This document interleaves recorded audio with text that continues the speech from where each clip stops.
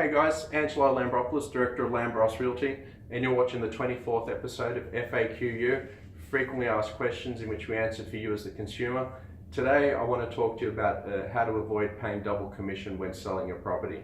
So it's not so much a frequently asked question, it's probably more a question that people don't know to ask, but something I hope it opens your eyes to today, hence the reason I'm doing the talk.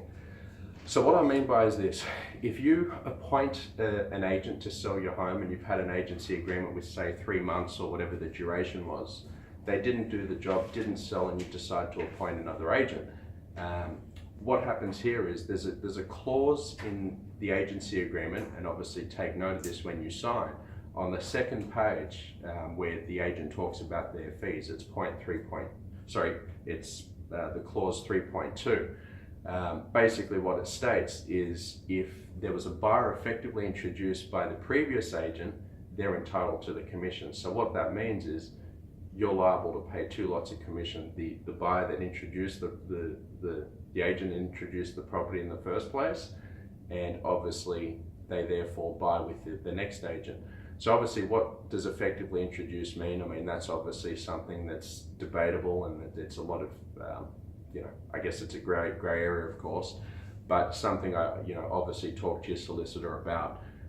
So prior to appointing a new agent, what I'd be doing as if I'm selling my property there is make sure that as part of your clause you discuss with your agent, but have your solicitor look at this to begin with, that if the buyer that purchases your property as a result of the marketing of the previous agent, just make sure you're not liable to pay 2 lots of commission. So basically the new agent accepts, it'll be a totally new buyer. If it's not, well then they won't get paid any commission. So just be careful of that.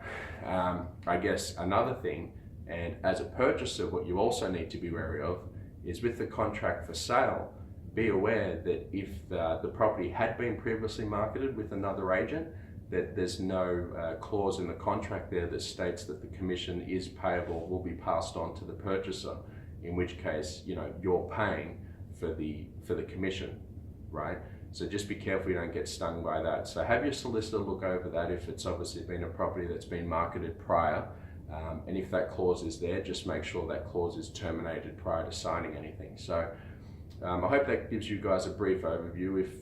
I briefly touched on it. If obviously this can definitely go into further more detail, speak to your solicitors regarding this. I'm sure they'll happily provide you further more information, but I hope this points you in the right track and opens up your eyes to something you possibly weren't aware of. But again, if you want to talk to me about it, my name is Angelo Lambropoulos, Director of Lambros Realty. You can call me on 029481 0999. You can email me on info@lambrosrealty.com.au, or you can simply visit me at our Appletree Shops Cherrybrook office, and I'll be more than happy to help. Thank you for watching, and I'll see you guys again next week. Bye for now.